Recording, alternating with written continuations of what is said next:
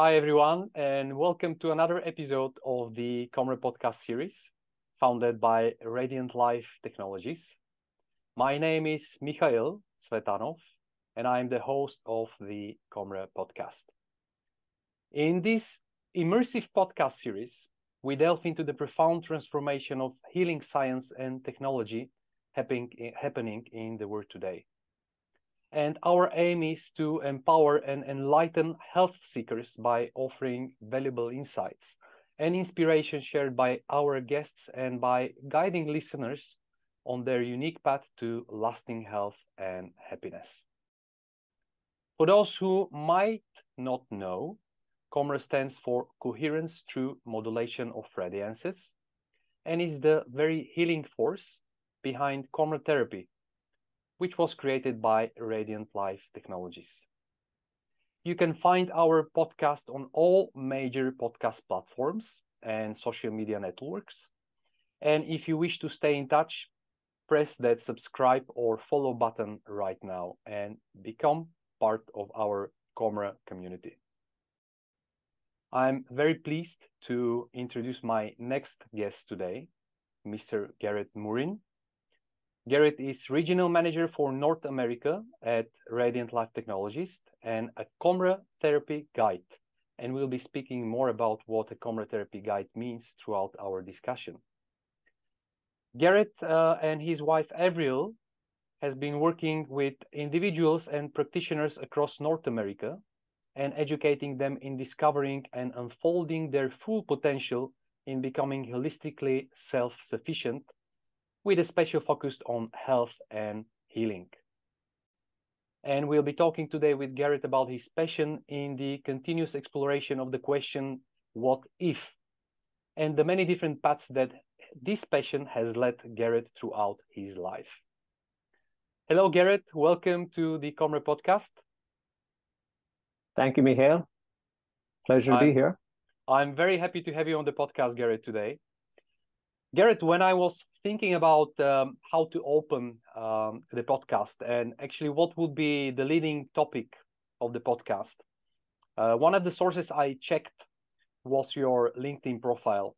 And this is where I took the question, what if? Because that's in your description, in your introduction to the LinkedIn network. And I was really curious to ask you, where have you asked the question, what if, for the last time in your life, and where did you leave you, or where did it lead you when you asked that question? Well, Mikhail, I haven't actually used the question in quite a while, and I can get into that, but really the last time I used it is with myself. And I've used it with myself quite often in terms of it's one of those questions for me that opens a gap, not really something that I sit down and I answer. And so you ask the question where it led.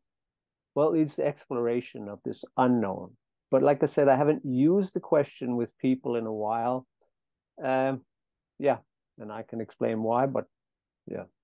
Well, I'm really curious about it, because for me personally, this is really a gate to the unknown, because what if opens the door to territories which you might have not yet visited, and it is a motivation and a nudge for the person that you're talking about to take that step and go into unknown. So what has actually led you to not use it anymore?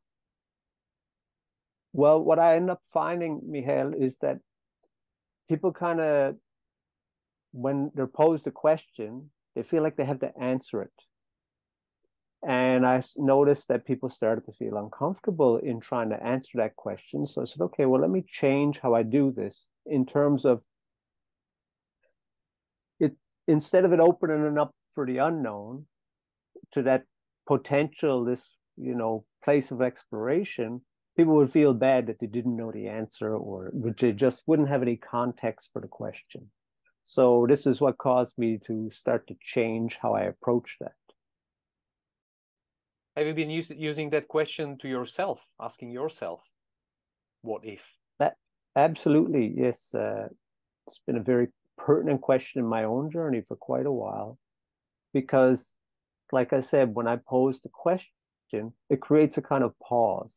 And in that pause, a feeling for something new to explore. And that's been a big part of my journey, that type of a pause and then exploration. So where have your exploration led you to? Well, a lot of different paths. Some people kind of, they choose one path and they just stay on it. I mean, in a way, yes, I've stayed on my own path, but how I've explored it has been through this exploration of when I can see where something ends or where it goes or how it would complete itself, then I've kind of answered that question. And in terms of, I don't want to go any further down that path. I want to be on a path that I can't see the end of. Yeah. So So that's how I've used that question. a path without an end. Yes, where there's continuous new potentials and possibilities. What are some, because you say in that introduction, which I took from LinkedIn, that asking that question have led you on multiple different paths throughout your life. Can you share about the paths that you have taken in your life, and where they have led you, and how have you ended working at Radiant Life Technologies, working with coMra therapy? Has actually that same question led you to this point of your life? Uh, I'd always been a type of person who is very inquisitive. For instance, I didn't know how cars worked. And then I found this mechanics book. And I opened the book and I read it from cover to cover. And then I went out and started taking my car apart Okay. in order to learn about it. So get in there and do practical things. And so it took me down a lot of paths in that respect. That is just one small example. And with coMra, what happened was, just to cut a very long story short, there was an opening through our friends. And that question was, wow, what if I go down this path and explore this world of healing much further than I'd already been doing in a new way that was brand new to me? Or I could continue on the path I was on, which was to do with the world of electricity, we'll say. And I very much enjoyed that path and had an aptitude for it. And of course, the rest is history because I took the leap. My wife and I, Avril, took the leap, and here we are today. So that's basically how it led me here. And part of that was, what if people could do more for themselves than they thought? And that's the question I put in my LinkedIn, something to that effect. What if people could do more for themselves than they currently may be aware of or have ever considered or even allowed the possibility of? Because people get kind of, after a while, you give up hope and you just try not to get picked off, if you know what I mean by get picked off, as in you just try to keep your head down and, get by without somebody, let's say in the corporate world, picking you off or coming after you or getting you or backstabbing or whatever these kind of things, some that is going to cause people pain. Mm-hmm. So instead of striving for more, it's just let me keep my head down in the trenches so I don't experience any more pain. And so for me, that question, what if, really, let's step out of the trench here and open ourselves up. Yeah.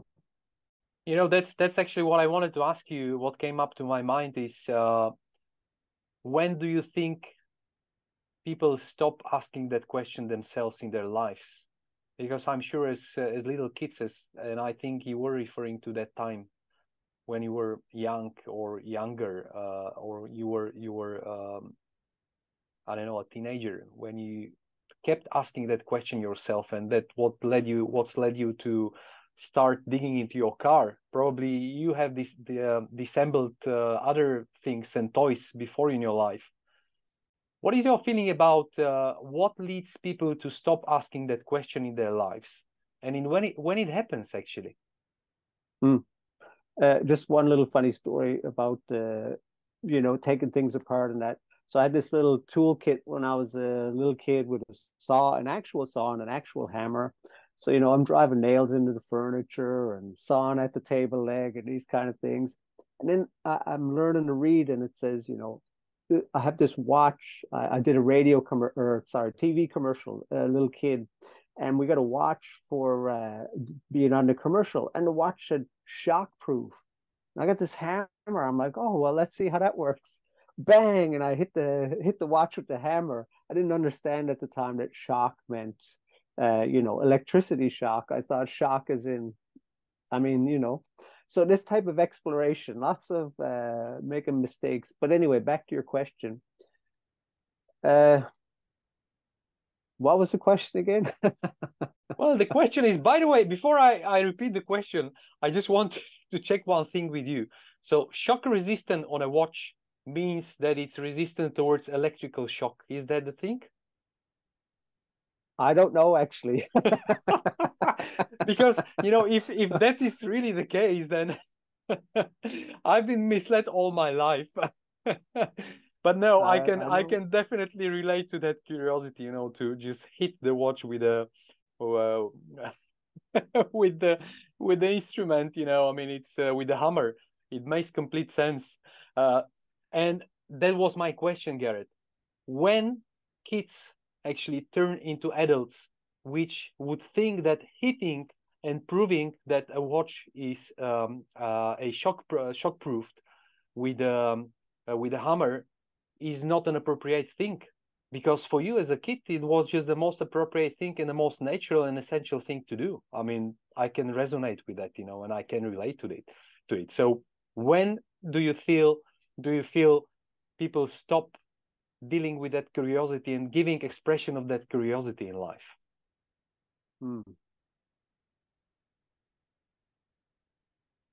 Well, I can speak from my own experience to a degree, but I think it's only going to be a certain perspective on a much broader question, obviously. Because when I look at when the pain starts to, let me put it in, because we're talking about healing and health. There's two circuits in the limbic system. Okay, one is the reward circuit and one is the punishment circuit. And once the punishment circuit is dominant in the limbic system, which it is for, sadly, most people, as far as I understand, once that circuit is dominant, this is where all of that goes out the window. The magic of life is gone, and you're just trying not to get picked off. However, this what if question, coming back to that, this is leading oneself, really, because obviously we can only ask that question to ourselves to open up that gap. This leads people to that reward circuit. And once the reward circuit is dominant in the limbic system, then all of a sudden the ability to experience more of that childlikeness, not childishness, but childlikeness of the natural, let's say natural intelligence, starts to be experienced. I could go much more into that, but let me just pause there. And I would say this, I said about my own life. I speak to that about my own life because at a certain point, the pain was very great. And I'm sure this is the case for most people at different periods. We go through wheel and woe, up and down. This is part of the process here. And there's an expression, a human being is never so strong as when they're at the lowest point, because it builds that resilience to come back, So I think that it's not, just don't give up. There's all these cliches, but there's truth to those. Yeah. So personally, it was at a point of being very low and then saying, no, I got to keep going, or I want, I'm not going to stop here. So that's one aspect. And then generally to speak of it in terms of healing and these, let's say, inescapable biological facts of this limbic system, reward and punishment circuit. And I would say that is applicable to everyone because we all have a limbic system. Yeah. Mm-hmm. Mm-hmm. Garrett, you mentioned that in your previous life, you have been an electrician and that you had the aptitude for that profession. And now during the last, how long? 12, 13, 14 years? You've been working with coMra? Yeah, since 2009. Yeah, I mean, I was 2009. into healing and moving in that direction for a number of years before that, but really, let's say the process escalating or accelerating. Yeah, Okay. That's what I exponentially. that's Yeah, what I with wanted to ask coMra. you, what has been this path of transition from being electrician and being very good in what you've used to do into becoming a guide within an area which has to do with health and healing. And you just mentioned that actually you haven't started really 2009, that there has been a background.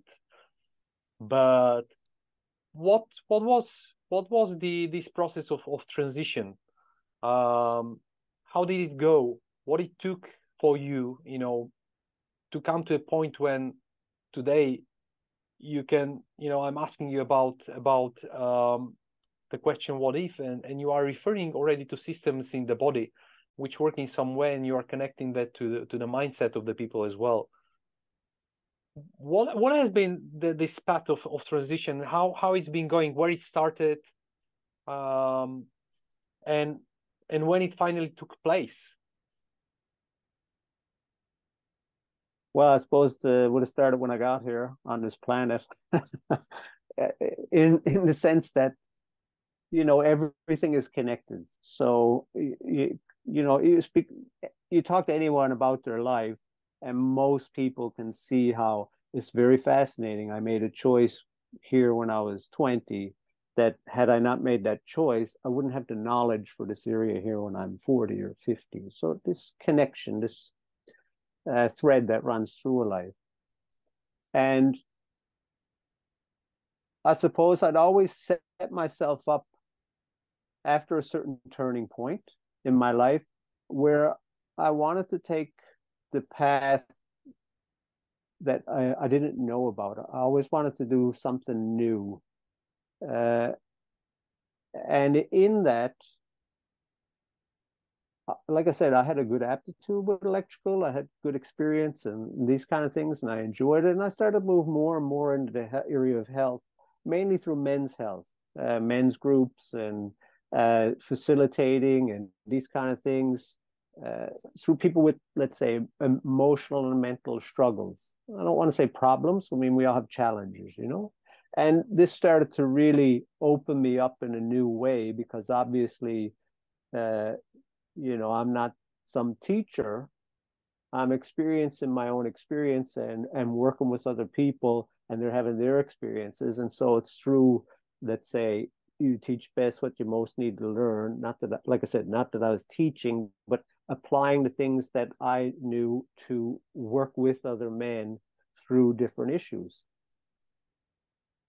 And I found that like really much more in a deeper way.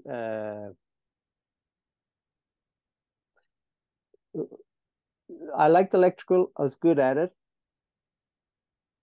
But this was something that touched me in a deeper way, in a different way that I really enjoyed. And for a long time, it was something I did in my evenings and weekends and different things. Yeah. And so at a certain point, there came an opportunity through coMra therapy, and I took it to come back to that same point again. From now, we just came at it from a different, let's say, angle. Yeah. I don't When know if I've answered your question fully, but this is where it takes me so far. Yeah. Okay, yeah, sure. I would like to continue exploring with you. Um, you mentioned that you've been facilitating groups and working with people, and that was what has somehow led you as well further down the path of dealing more with health and healing. What are the connections there that you found for yourself and the discoveries you made on this path? Because for me, we still live in a world where like the mental and the psychological is strictly divided from the physical. Definitely, I can see a lot of connections and people, working with some somatic principles where they look, between the connections of the mental and the psychological with the physiological and the physical.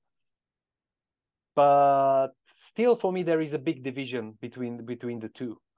So, what have been your discoveries on this path when you started, connecting one with the other? This is a bit tricky because, when I started to when I was doing the work with the men, and it wasn't just that, there's also looking at how the system works and seeing the, let's say, fallacies or the incongruencies, those things starting to reveal themselves, And for certain, lots of people, you don't look, and then all of a sudden it starts to appear, and then you look more and more down the rabbit hole, so to speak. And as I did that, I could see, oh, these things are, of course, connected, like just something simple, if I'm in a really bad state of mind for a long time, it starts to wear me down physically. It's just kind of obvious. We get the flu or something. And looking at that started to open itself up to me, because I'd also went to the gym, and I know you went to the gym and stuff, and I'd, for a long time, been very into physical fitness, but I looked at it more like, let's say, proteins and, how much protein am I getting a day? So macronutrients, but I wasn't looking at the micronutrients, it was more about the physique rather than the health. So this kind of a transition to use that also coincided where it became more about, what about all these details that go into this? Not just the macronutrients or taking a micronutrient so that, you could look more muscular or whatever the case like that. So that parallels looking in between, let's say, these gaps that started to appear, to look into those, into what was starting to appear there. And what was starting to appear is how things are connected, just very simply. I mean, I'm sure this process goes on for people in their own personal way. I'm just speaking about my own personal one. Not that I don't think that happens for everybody. There'd be different ways that would unfold, I imagine. Yeah. Just with age and experience, you start to connect dots about these things are definitely like connected. Yeah. So when you say that you've started discovering for yourself that these things are connected, the mental and the physical, when you, for example, take an example of a client or a person that you've been working with, an individual, can you try to be a little bit more explicit and concrete when it comes to I don't know, even an example of how the mental manifests in the physical, because I still feel that a lot of people, they can feel there is a connection, but I certainly have come to understand as well and to see that the connection is much more deeper than actually the understanding only of, the level of what now actually a lot of people work or talk about is, well, stress is directly connected, to the state of your health. So you need to avoid stress, and then there are all these mindful techniques and on meditation just not to feel stressed, and everybody focuses on simply not feeling stress. But why you feel stress, where the stress comes from, are there deeper causes of the stress and what they are, and they could be multiple. There is not much, at least in my eyes, interest to dig deeper, and in most of the cases it ends up on that level of, well, try to meditate in order to be more resilient to stress, and then this will reflect as well on your health. So what could be, can you talk a little bit more about what are the deeper implications, and maybe if there are any examples you can bring on? Well, I'm going to come back to this example or what I said earlier about the limbic system. Yep. So if you take someone who's in this punishment, is dominant in their limbic system, and you say to them, your arthritis in your knee is connected to your mindset, that's going to go over like a lead balloon. Because when you're in that punishment circuit, all you're hearing is someone telling you you're responsible for your knee being a mess, and they take that as like something wrong with me. I'm not saying every person does that, but there's some variation on that. So approaching head on like that is kind of counterproductive. Most people are very sensitive. So in that sensitivity, and when they have a health challenge, it makes them extra sensitive. And then you have this thing where there's so many stressors in the world, so really have to approach in a very, I'll just use the word, I like using this word, surreptitious, as in, not direct, but come at it in a subtle, bit at a time way, to allow the process to unfold. Because, if you look at how people will go to the doctor, it's kind of like, they got so much weight on their shoulders that someone just giving them a prescription, and I'm not knocking this, okay? I'm just saying, someone gives them a prescription, they're not responsible. It's just, okay, let me take care of my headache. It's got nothing to do with me. I just need to get on with my life. So when you're in that place, this is like, it's a little bit of relief from the constant pressure, because remember, you're like, this is a big influence on people's state of being. And we went through all this stuff there with COVID and all this stuff, and that was a big thing playing for people, this punishment circuit. But anyway, we won't go there. So in approaching people with these connections, in terms of clients, you said a concrete example, I just invite people to be their own best health detective. In other words, get curious about like what's going on in your body. Like, we have this thing, Garkavi questionnaire, and it just points to things. How are you feeling? Like, where's your state of depression? Where's your energy? How's your appetite? These things that are common everyday things, but they're really like simple but profound in terms of when we look at how they actually are impacting life. They start to point to this punishment reward circuit, okay, in a certain way. And so inviting someone to be their own best health detective, which is the truth. I mean, there's nothing devious about that, or like, let's say, leading, not devious. There's nothing, I'm not leading anyone in that. It's true.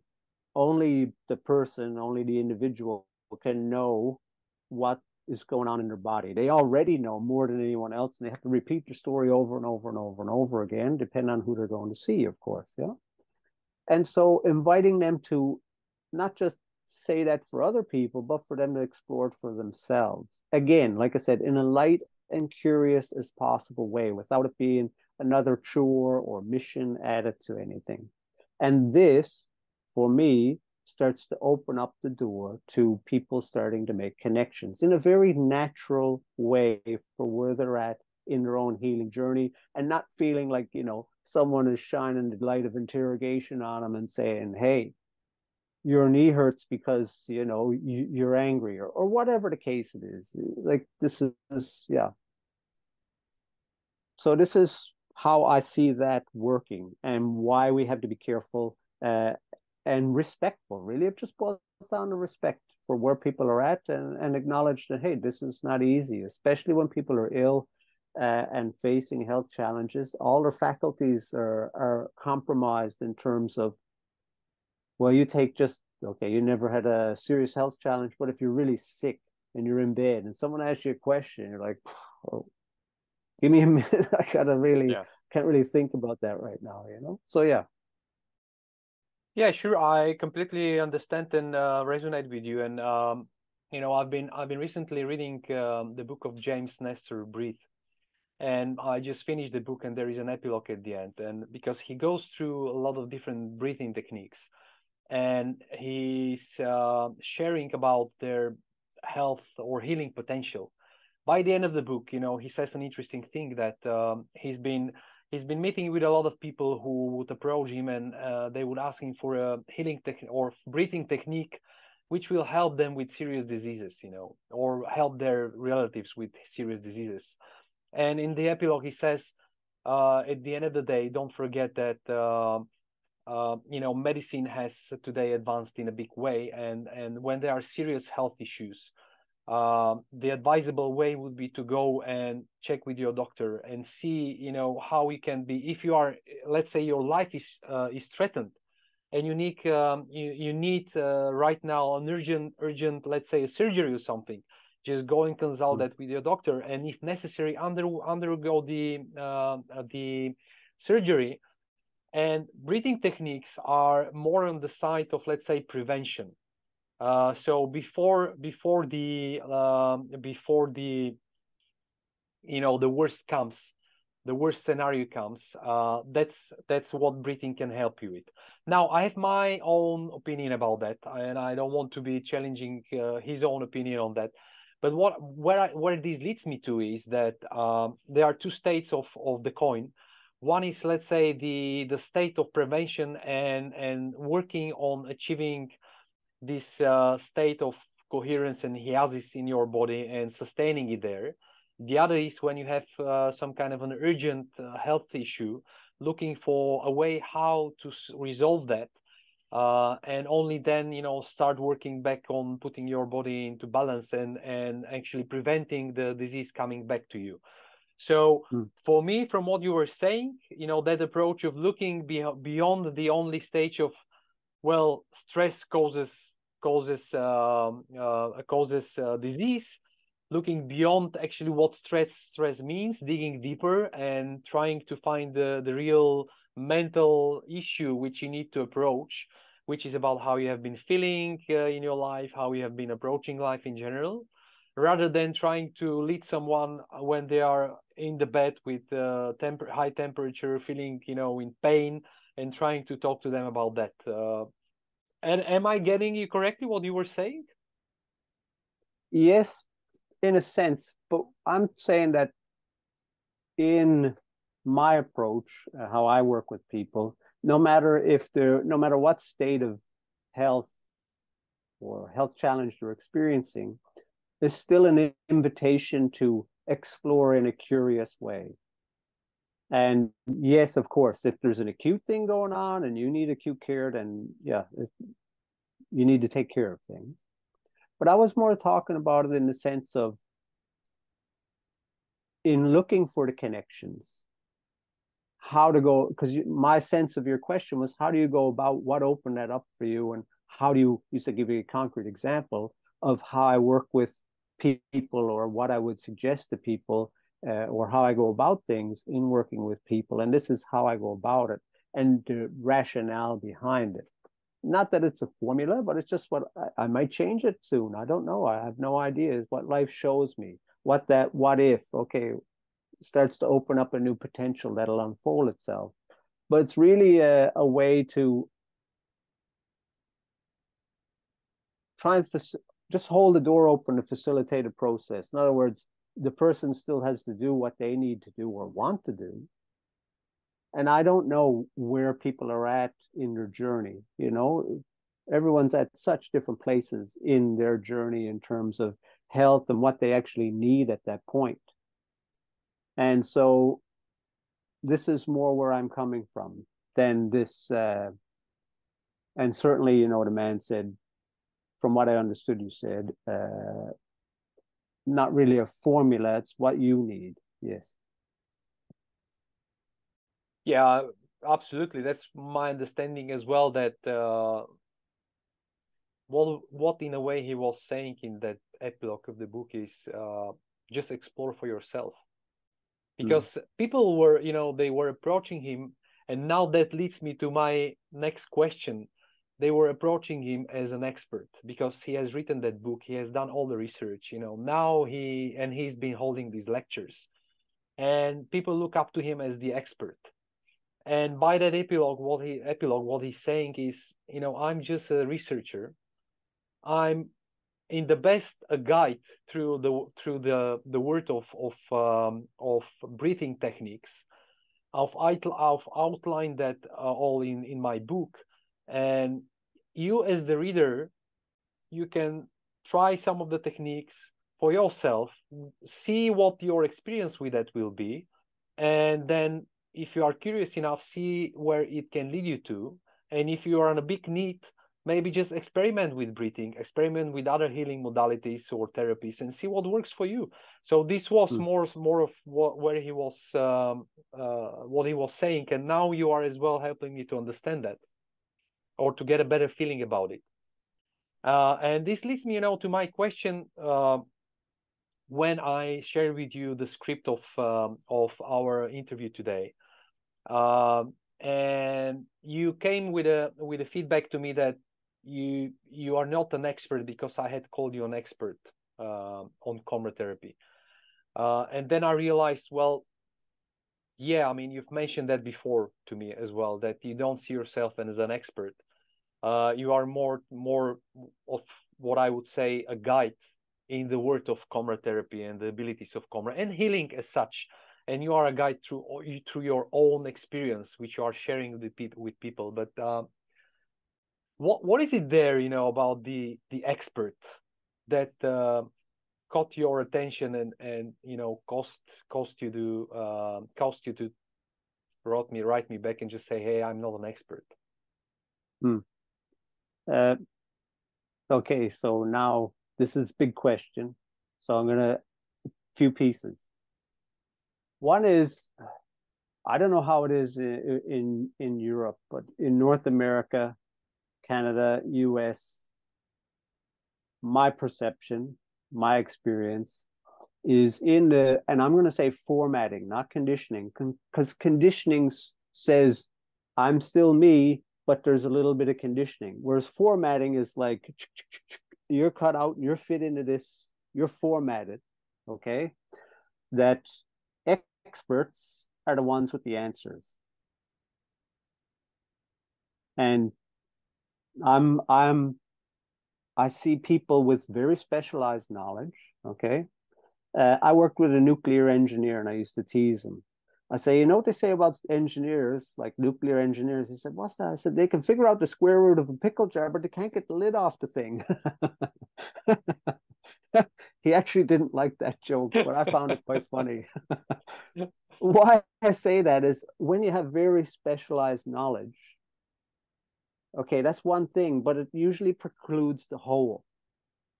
So if I'm really specialized in this area, okay, that's great. If you want to understand a little bit in this area, you can tap my knowledge, but you come as your own sovereign kingdom.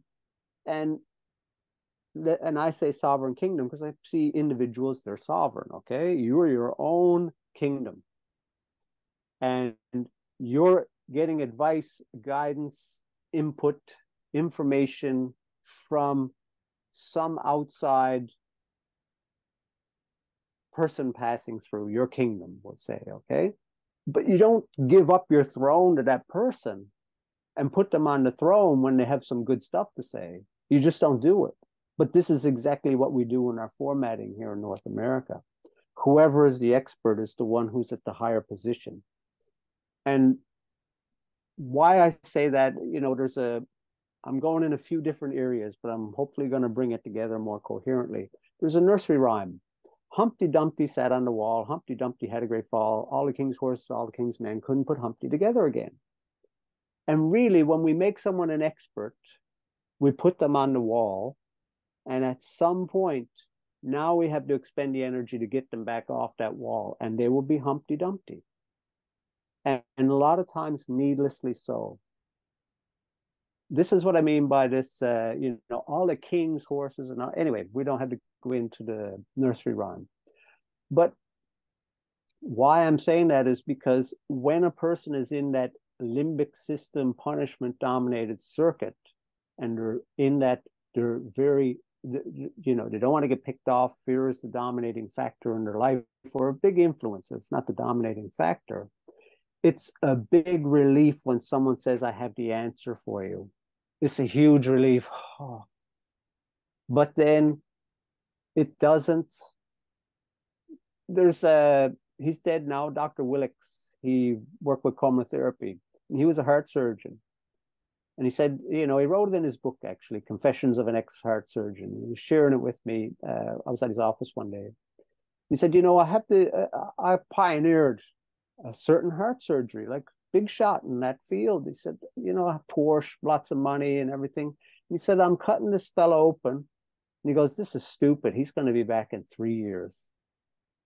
I know he'll be back in 3 years. I'm going to do quadruple bypass, yada, yada, yada. And so he said, I'm done. And he walked out of being the big head honcho and having all the things he wanted. And without going into his story, very, very smart man. And he could have lots of tools at his disposal. And he wanted those tools to do research, but they wanted them to channel it in a certain direction. He said, I'm not interested in that. So he got into holistic medicine. He did that for 50 years. Again, okay, so this coming back to the person is the sovereign. The individual is the sovereign, and everyone else who has specialized knowledge is just there to guide. And really, why I'm against, or I really don't like the word used, and I certainly wouldn't use it in the connotation of myself, is because anyone can gain specialized knowledge. With the consistent application over time, you develop specialized knowledge. So to put those people to make that person greater than yourself in a conditioned, in a formatted way, is very disempowering. I'm not saying not have respect for each other, and you have specialized knowledge in an area. Of course, I want to really listen and hear what you have to say, but I don't want to give up my own sense of what fits for me. And this comes back to the question, what if? And I said, if you ask people a question, they feel like they have to have an answer. And that feeling like you have to have an answer, it's like, what does this person want from me? They just asked me a question. What do they want from me? So you're not even any longer in the picture. You're trying to just figure out to give the right answer so you get the, tick the box. So it can be the same thing with going to the expert. You're not even in the picture. You're just trying to find what's the right answer here so I can get out of this dilemma. So it's I prefer, I don't take away from people with specialized knowledge, okay, just to make that clear. There's people with highly specialized knowledge. It's really valuable. There's nothing wrong with it. It gets taken out of context, that's all, with our formatting, conditioning, if you want to call it.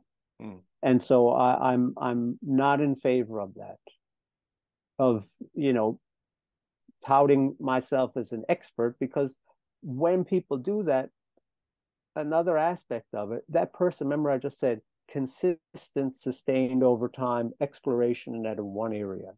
So that means they explored a world of subtleties, okay? And it's all those subtleties that make up a world. Like you take someone who's very good at a sport. They actually get good at the sport through doing it over and over and over, to the point where they've learned things you have no awareness of unless you've done that. So in that, when a person who doesn't have that knowledge looks at it, all they see is the outcome and a formula. Okay, so they did this, this, and this to get there. And so let me apply, just like you said, that breathing formula that gentleman in his book, let me apply this formula and that's going to get me out of the pickle that I'm in, or, this health challenge, which comes back to another aspect of let's say, I'm just going to say normal conditioning for the average person, okay? And I'm not saying this in any pejorative sense. This applies to me as much as anyone. Is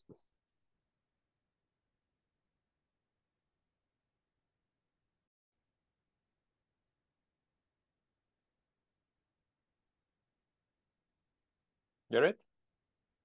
I'm still here. Sorry, I paused for a second. I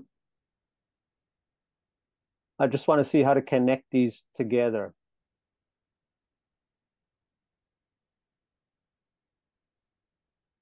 I went blank, so it mustn't be time. So I'm going to stop at that with the response to that question about, why I'm not in favor of people putting people on pedestals as experts.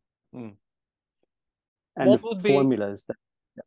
what would be thank you for that, Garrett. What would be your advice in that case, to a person that, particularly in the area of health, is about to go to see their doctor? And what would be your advice to, let's say, not any doctor, but to people who, are having a formal medical education, they are about to immerse in their career as medical practitioners, because they've become the experts, and people today are used to go to the experts when it comes to their health, to ask them and to give over their personal power to the expert in order to help them. How would advise these two persons, to cooperate in order not this to happen? Well, I mean, on the side of the quote unquote expert, obviously to just not allow the person to put the responsibility / power in their court. In other words, you're responsible. I just gave you some guidance, and you have to do stuff with it now. And a lot of holistic practitioners, excuse me, that's just how it is, because you can't just get a prescription and walk out. There's things you have to do. So the onus is put squarely back on you, which is really good. And as an individual going to a practitioner, there's something I'm trying to get at. I can catch the feeling of it, but it's not coming out yet. But anyway, we'll see if it comes out. I always find, and this is just me, if I know if I go someplace without any kind of clear intent about what I'm looking to do here, with the direction I'm trying to go, then I'm pretty susceptible to, let's say, get off track, off course to what other people's input is. But if I'm kind of clear where I want to go and I hear what you have to say, then I have more of a sense of autonomy, sovereignty in order to let that in without feeling the need to jump off the course I'm on. Or, yeah, that's not very clear, but that's a sense of it. And I keep brushing past this thing I'm trying to touch off, but I'm not touching it yet. In terms of a thought or a feeling about something. So,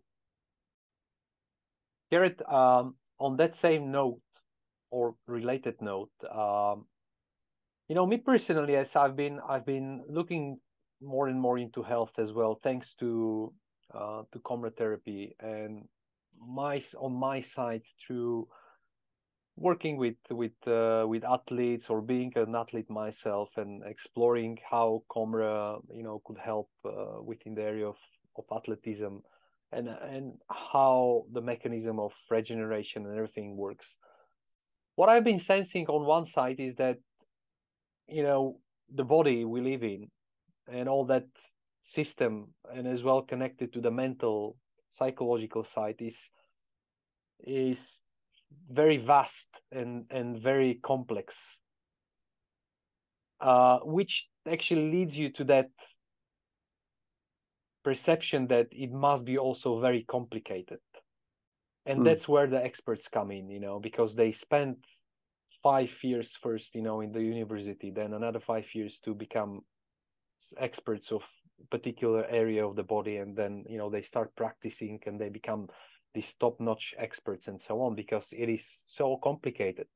And even more, they devote their specialization and expertise on one particular organ or system in the body, because it is so complicated. And on the other side, there are some very simple principles at the end of the day, that what I've been discovering for myself, how one can work on their balance, to balance their health and sustain that balance in their body, and sustain health. So my question for you is, how really complicated is the human organism, or let's say how really complex and complicated it is, and how complicated really is to reach and to sustain not only health, but happiness and like living a full, happy and healthy life? Is that really so complicated as some of the experts are actually showing us? Wow. Okay. I'll take the second part first. And I'll try and link it back to what I was speaking about a moment ago.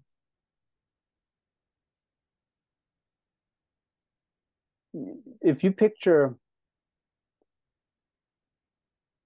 let's say when we go back to this punishment circuit and limbic system, and now bring this thread forward again.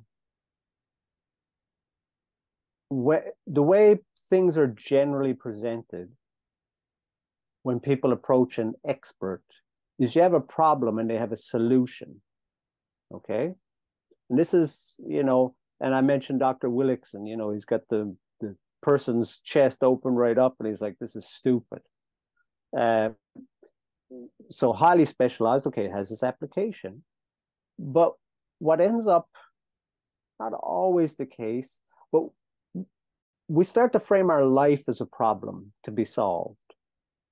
And then surreptitiously, that means it's my life, so I'm the problem. But I don't have any solutions. So then I'm looking at experts to give me the solutions to get out of the problem of my life. But in all that, there's zero focus or almost no focus on wellness. Now, I don't mean zoning out to, videos on YouTube wellness, because that's just an escape. That's just a shift away. But things that actually bring wellness. I'm not knocking looking at a YouTube video. I don't mean it in that regard, but, I'm traveling and I see people and almost no one sits down and just looks around or on their phone, So we go from doing the thing without any pauses in there. So there's no room for wellness in there. It's kind of the wellness is happening in spite of us in that kind of treadmill, we'll say, or hamster wheel. And so when you look at the common approach with this expert thing and solving a problem, if I don't have the focus, and I said, when I got an idea about what I'm looking for, if I'm looking for wellness and doing things to support wellness, then this is something here rather than being the whole focus. So it has some context and perspective. So when it comes to the body is extremely complex. However, when we focus on wellness, and I don't mean like woohoo, everything's going to be gravy good. I mean, that can have its application too, of course, but in the sense that it's kind of like if you only focused on what was wrong with you, how are you ever going to feel happy? It's impossible. It's not going to happen. So if I only focused on what was wrong in my medical health condition, and that was in my thoughts 24/7, how am I going to heal? I might be able to take away some symptoms, but I'm not going to be able to heal because I'm not focused on anything but, if you take it in terms of a parent and a child, if the parent only says to the child, everything wrong with them, at some point they're going to break them in terms of the child won't see any good in them. There won't be any health there. So, it's really common sense. But that doesn't mean it's simple, but not necessarily easy, because we come back to what I said earlier, the formatting, the conditioning, which is formatted to do things and to, anyway, that system. So health isn't possible without that focus on the wellness, the preventative, the enjoyment of life and these kind of things. And still we deal with the challenges, but in the context of that. I mean, that might sound, well, however it sounds, doesn't matter. When it comes to the body, if you think about the complexity, there's no expert on the planet who's going to figure it out. It's not possible. Just one couple of little factoids. 50,000 chemical reactions in every cell, and there's trillions of them. Every second happening at the right time in the right place in the right sequence in relationship with all the ones in the cell. Never mind that's in relationship to everything, all the rest of the cells. So if it's the liver and there's, I don't know, however many hundreds of millions of cells in that liver. So you multiply that 50,000 every second times hundreds of millions, all happening in the right sequence and right time. I mean, no one's going to be able to figure that out. So that's one thing. So how best do we support it instead of how do best we fix it? And this is why we come back to that focus on wellness, and it's possible because the body is intelligent. This is the body's intelligence. You said we don't, yes, okay. People obviously get into situations where they need experts to support them, to move them to the point where they can take over the process. Absolutely. But support them to the point where they can take over the process, not take the process over and the person's checked out of the picture. Some people, okay, well, whatever the case, that would be their choice. And I can cite lots of examples with the body and the intelligence, like that we're trying to work on all these things like nuclear fusion and all this as humans. And you take the lowly chicken. So they did an experiment and they took because there's calcium in the egg, right? Chicken has an egg, calcium is the eggshell. So they took the calcium out of the diet of the chicken and said, okay, the eggshells shouldn't be very good.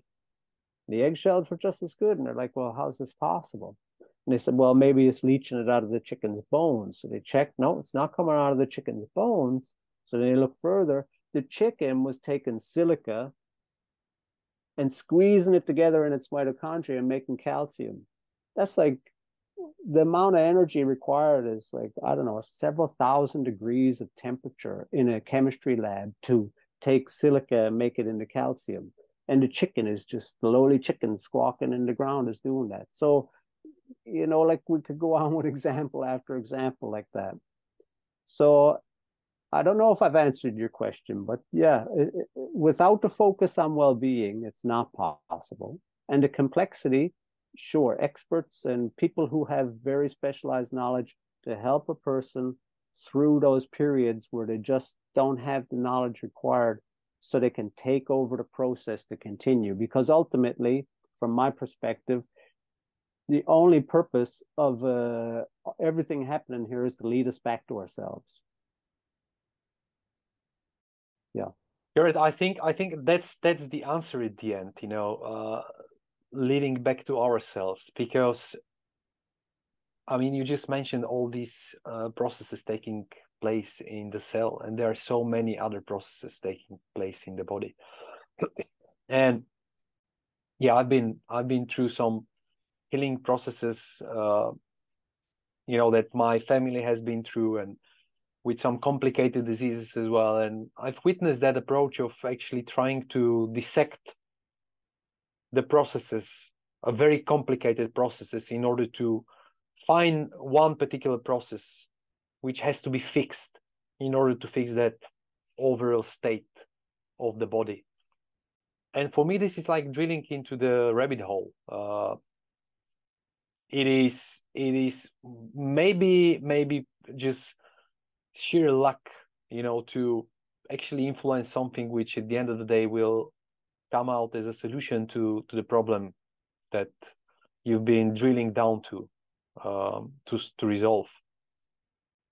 But then maybe that's the simplicity that which I've been perceiving is actually making it about yourself, looking into some overall approach that you have towards yourself, toward life as such, looking for these balances and trying to fix them, trying to fix your, like, not yourself but your approach to life and the way how you have been taking life. That's probably where actually that feeling of simplicity at the end of the day, through this complexity, has been stemming out from for me, and I don't want to take over this interview because it's an interview with you, just to drill in to how I see things. But I just wanted to express that feeling that I resonate with making it about yourself, or taking it to yourself at the end of the day, and starting from there. Garrett, Yeah. what is in your view, and maybe you've touched on that already, and we've been circling around that all the time. What is the most prevalent mindset that you have been facing among people today in working with individuals, working with practitioners, which you feel has been actually the cause of what has been preventing people from living a healthy and happy life today? Wow. Another big question. Just to keep it simple, the life is trying to solve problems rather than enjoy my life. Yeah, so we have so many apparent problems all the time that there's, the cobbler's kids are the last to get the shoes, as they say. In English, it's an expression meaning I do everything I need to do and there's nothing left over for me. I don't actually, I get the time that's left over. I get the space that's left over. So people inevitably don't have much left for themselves. And that would be the thing that I would see, I'll say in the mirror, because, I'm not talking, I'm looking at the people around me for what they show me about myself as well. So this doing things without the spaces in between, the natural spaces. Yeah. Because in that natural space is the natural intelligence. Okay, we talked about the body's natural intelligence. I mean, I don't care what you say about science. There's no science going to figure out the body's intelligence. Not that I can see anyway. Someone prove me wrong, sure. But we also have that same natural intelligence. So what I'm actually doing with clients with Be Your Own Health Detective and just little bits of guidance for whoever wants or support, more support than guidance, and offering a few ideas and stuff, is really just to lead people back to they actually have their own answers. It's just to start to relaxing into that they actually can do that for themselves, that what if question, Yeah.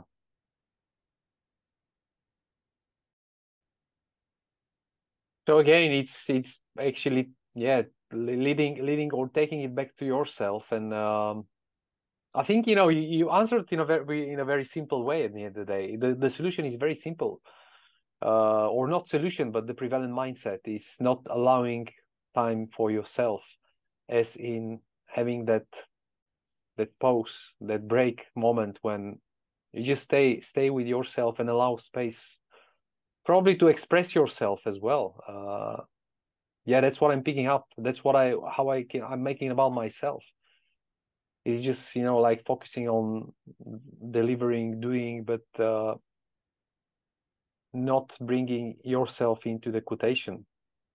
So when you are doing something, do it as an expression of yourself in your authentic and very personal way, and that's probably as well how one approaches their health as well.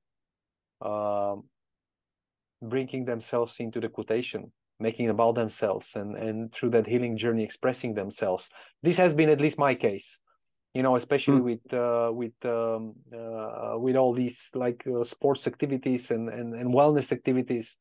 It has been very much about expressing myself through that and feeling fulfilled by what I do, and through that as well stems that happiness from life and joy of life, and through that as well stems out health and so on and so on. Mm. Yeah, and it's not so much about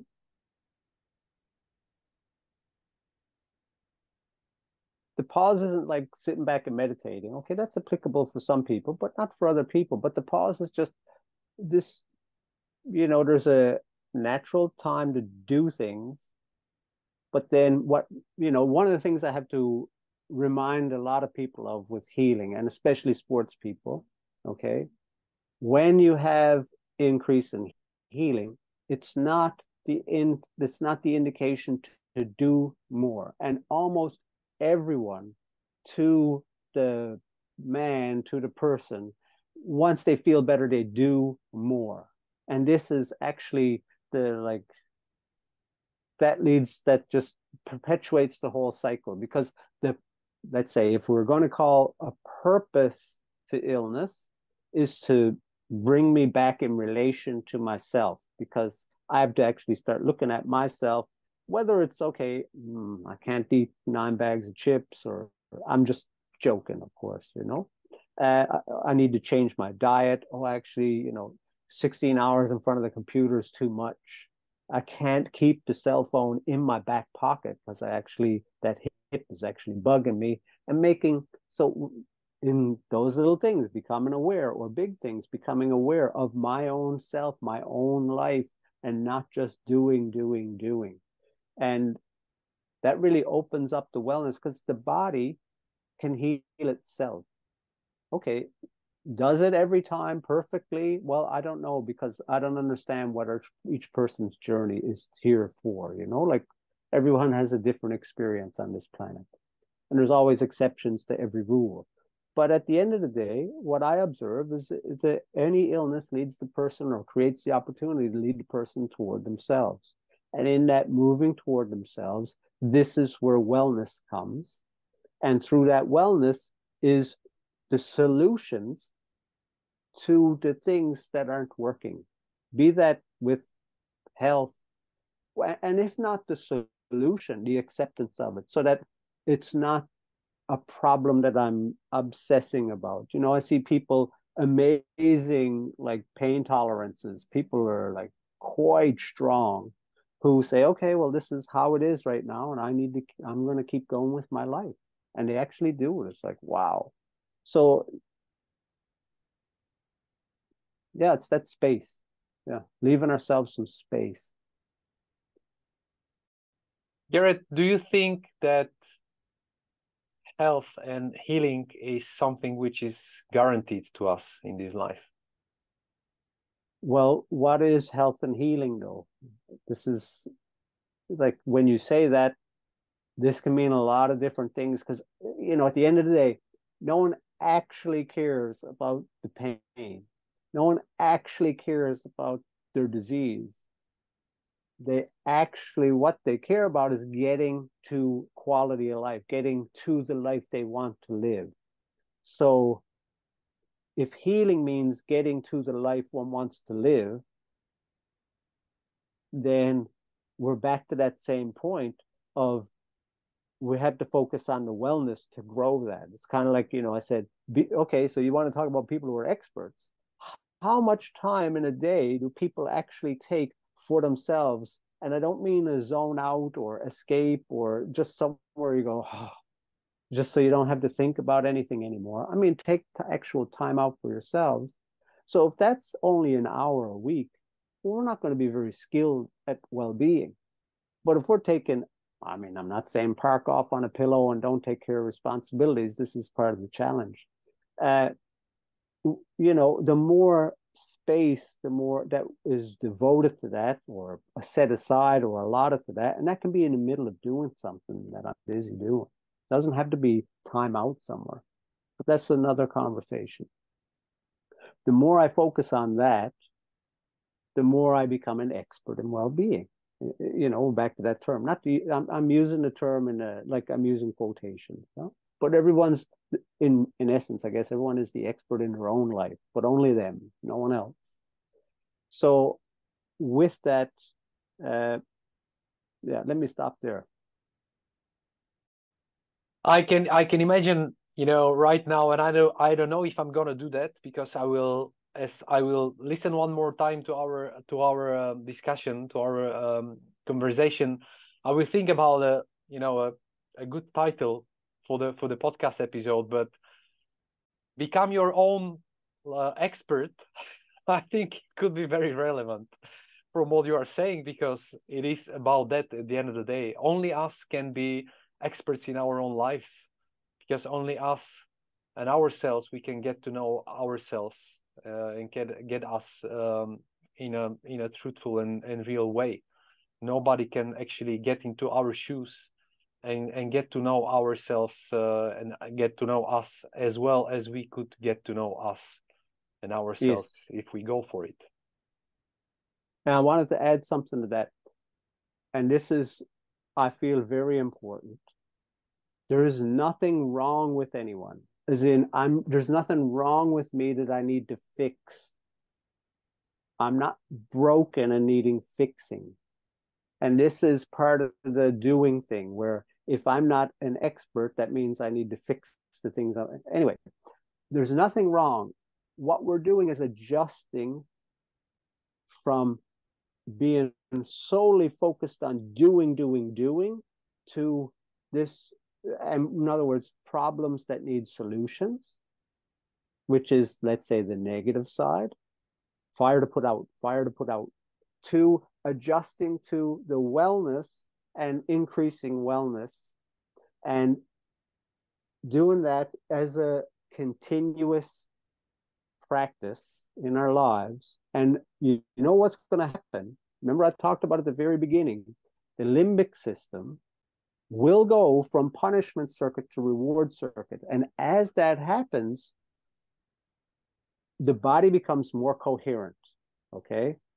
And as the body becomes more coherent, it becomes healthier. And I give definition how I described health was to be living life. So, you know, you're having a quality of life and enjoying your life and accepting the things that are in there, and moving or not moving, however you choose, but just that unfolding and enjoying of it without this idea that I'm broken, I got to be fixed, okay? So this, as that limbic system changes to more reward, that opens up. When I say coherent, the body becomes coherent, so does the thinking. The thinking starts to be more coherent because it's not focused on problem solution. It's focused on the potentials and this what if and possibilities. And in there, there's more room for creativity, not just not staying down in the trench so you don't get picked off, you know? It's a totally different life. And it's doable for everyone. This is the simple of it, is that it's through that continuous, whether it's 1 minute a day and just a little bit at a time, we're all doing it, but we don't even really acknowledge it when we do it. So then it's happening kind of by default. But we can kind of start to be more purposeful in that without, see, and here's the caveat, without turning it into another thing to do. This is the thing. You can't, if we turn it into another thing to do, we're back in that other circuit again. Yeah. Anyway, I could talk over and on and on about it, but I keep coming back to the same thing. Yeah, that's what I'm as well getting a feeling about, is that in a way we have been revisiting the same thing and just looking at it from a different angle, and that's awesome, because even if that if the whole discussion we've been having is just that last part, that last 2 minutes, you know, what you just expressed, I think it encapsulates everything that we've mentioned before. So I'm very glad that we got to that core, and I could very much resonate with the way how we express that, and I think it's a very good as well starting point and a lead for anybody who have been listening to us. And I'll use the opportunity to end our interview and discussion right now at this very positive on this very positive note. So Garrett, thank you very much for being guest to the coMra podcast. It's been really a pleasure to interview you. Thank you. Thank you, Michael. Thank you. My pleasure. And I would mention for our listeners that if they want to stay with us and listen to some of our other episodes, they will find us on all major podcast platforms, as well on all major social media networks. And yeah, you all have the opportunity to subscribe right now. I'm inviting you to be part of our community, to follow us on the social media networks, and just get to know even more of our exciting guests that will follow. This is the coMra podcast series, and one more time, coMra stands for coherence through modulation of radiances, and is the healing force behind coMra therapy as created by Radiant Life Technologies. Mr. Garrett Murrin was our guest today. Garrett, thank you one more time. I'm wishing you a great day and looking forward to see you soon. Thank you, Michael, and thank you everybody for taking the time to listen to this. Yeah. Thank you. See you next time. See you next time. Bye-bye. Bye-bye.